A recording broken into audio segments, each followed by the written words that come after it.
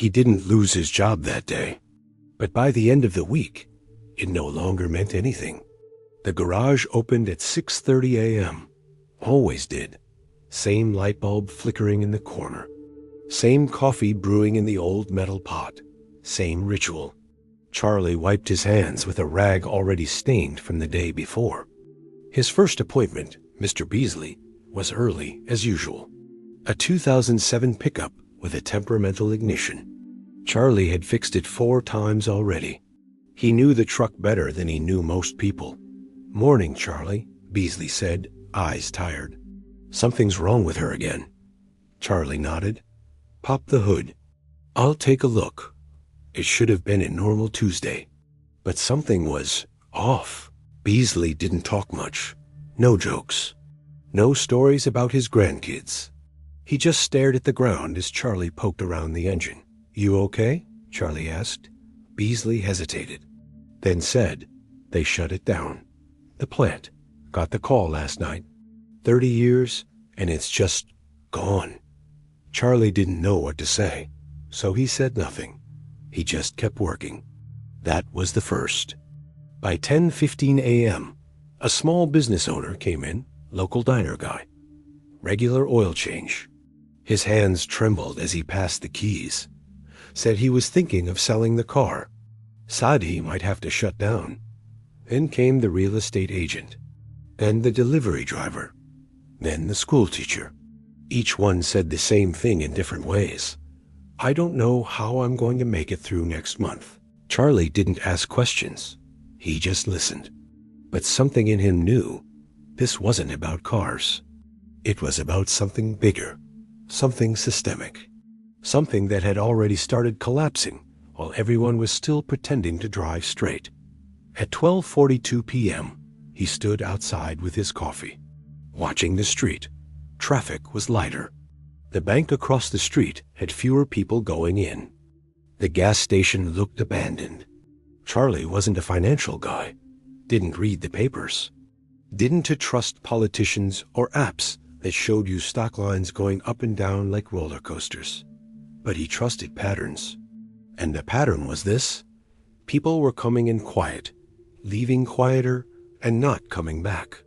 He went back inside. Beasley's truck was done, but Beasley never came to pick it up. The diner guy canceled his next service. The school teacher left a voicemail saying, "We going to have to hold off on the brake job. I'm sorry." Charlie sat at his workbench, staring at a spark plug that didn't need replacing. And for the first time in decades, he didn't feel like fixing anything. Because something was broken outside the garage. Something bigger than any engine. And it was moving fast. The calls stopped coming by Thursday. No more appointments. No walk-ins. Just silence. Charlie sat behind the counter with the radio on low. Not for news, but for noise. He didn't need someone on the air, telling him what he already saw in the faces of his clients. Whatever was happening, it wasn't theoretical.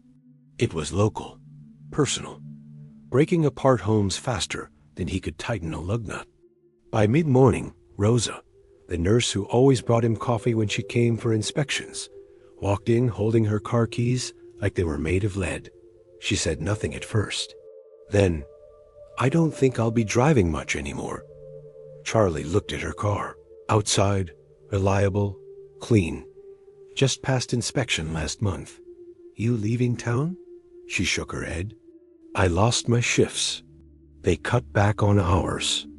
Said the hospital can't cover night staff anymore. I was night staff." She placed the keys on the counter. "Do what you want with it." Then turned and left. He didn't stop her. Didn't ask she had a ride. Didn't ask where she was going. Because it was already clear. No one was going anywhere. That afternoon, he walked to the grocery store next door. Empty shelves. Not from panic buying, but from slow decay. Less stock. Less foot traffic. More employees just standing there, waiting for something that wasn't coming. Outside the store, a man sat on the curb with a laptop, talking into a headset, repeating the phrase, "I understand your concern, sir," over and over. Charlie recognized the voice. That was Devin. Used to run a tech startup out of his garage. Had a Tesla. Wore watches that cost more than Charlie's rent. Now he was working customer service from a sidewalk, stealing Wi-Fi from the store.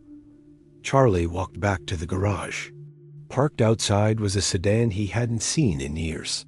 A dusty gray Buick that used to belong to a retired math teacher named Harold. Charlie had helped him restore it. Polished it like a memory. Harold said he'd drive it to the lake every Sunday until he couldn't anymore. Harold stepped out. Older now, more bent. Less steady. "I want to sell it," he said. Charlie blinked. "That car's your baby." "I know," Harold said. "But my pension's locked. I need food more than wheels." Charlie offered him coffee. They didn't talk about the car after that. They just sat. That evening, Charlie didn't bother locking the garage. There was nothing left to steal. He walked the quiet streets back to his small apartment, past 3 empty storefronts, 2 eviction notices, and a bus stop where 3 men sat in suits, all staring at their phones like they were waiting for a miracle to ping. No one said the word collapse, but Charlie could feel it in his bones, the way an old man feels rain before it hits the roof. It was already here.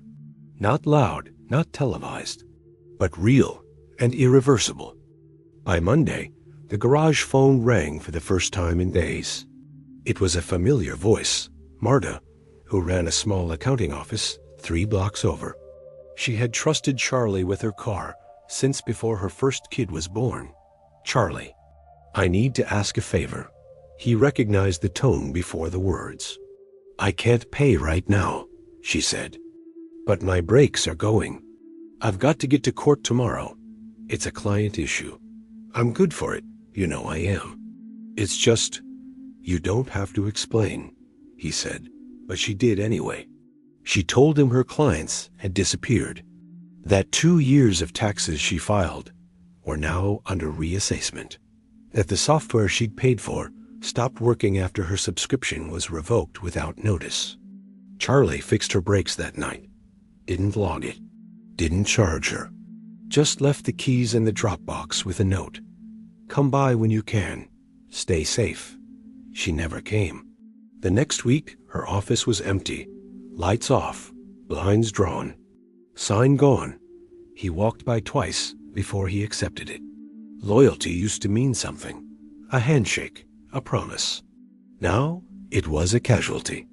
Something small that died in the shadow of something too big to fight. The worst part wasn't losing customers. It was watching them lose everything else. They didn't stop showing up because they found better prices. They stopped because they had nothing left to bring. One night, Charlie sat in his garage, staring at 5 cars that hadn't moved in weeks. Each one belonged to someone who had once called him by name. Now, they were ghosts with license plates. He turned on the radio. A news anchor talked about market corrections, realignments, and recovery trends. Charlie turned it off. They weren't talking about people like Marta, or Rosa, or Beasley. They were talking about graphs, lines, confidence indexes, as if suffering could be forecasted like rain. That weekend, a man Charlie didn't know walked into the shop holding an envelope. "I'm from the bank," he said. "This property's under review." Charlie looked at the paper, didn't say anything. The man smiled like it was just business. "We're offering early payout for leases in the area. If you want to walk now, we can." Charlie shook his head. "I'm not walking anywhere." The man nodded, left the envelope, walked out. Charlie didn't open it. He just swept the floor. The dust was heavier than usual. Or maybe he was just more tired than usual. Either way, something was ending. And it wasn't just the businesses. It was the neighborhood. The web of names and stories that had once wrapped around the shop like a blanket. He stood by the open garage door that night, staring at the road, watching it stay empty long after the sun had gone. He fixed engines, rebuilt suspensions, changed tires in snowstorms. But he couldn't fix this, because this wasn't a breakdown. It was an abandonment. Weeks passed, then months. Charlie kept the garage open, not because it made money. It didn't he? But because it was the only thing left that still had his name on it. A quiet act of defiance in a town that no longer made sense. The cars stopped coming, even the broken ones. They sat in driveways, unmoved, because no one had places to go. No jobs to drive to, no stores open, no plans worth making. The coffee pot still brewed each morning. Out of habit, Charlie still swept the floor. Out of pride, but each sweep felt more like erasing footprints than cleaning dust. One morning, he found a small envelope taped to the door. Inside was a folded bill, $50, and a note in shaky handwriting. "You fixed my brakes last year. I never paid. I never forgot. I hope this helps." No name, no return address. He sat with that note for a long time. Not because of the money. It wouldn't cover a single filter, but because someone remembered. Someone still believed in something. The next day, the electricity flickered. 2 days later, it was cut. Charlie didn't fight it. He worked by daylight, closed before dark. He stopped checking the mail. The letters from the bank had stopped being threats and turned into silence, which was worse. Silence meant they were done talking. It meant they were just waiting for him to disappear. But he didn't. Not yet. On the last Friday of the month, he walked out to the sidewalk and stared at the street where once he had known every driver by name. He remembered Marta's laugh, Rose's stories, Beasley's bad jokes, Harold's careful hands polishing chrome. They were all gone. Moved, evicted, erased. He had fixed their cars, tuned their engines, made them safe, but he hadn't saved them, because the thing that broke them couldn't be found under a hood. It wasn't mechanical. It was systemic. A quiet collapse that moved faster than trust and deeper than roots. Now, when he drives through town, he doesn't look at the storefronts. He looks at the shadows behind the glass. He looks at the people who used to wave, who used to stop by, who used to believe that hard work and honest service were enough. He still keeps the sign up. Charlie's Garage family owned since 1987. But he knows what no one says out loud, that the family's gone, that the trust is gone, that the engine of the neighborhood seized, and no one's rebuilding it.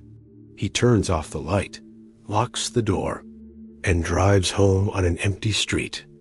No one wrote an article about Charlie. No segment aired on evening television about the mechanic who stayed behind.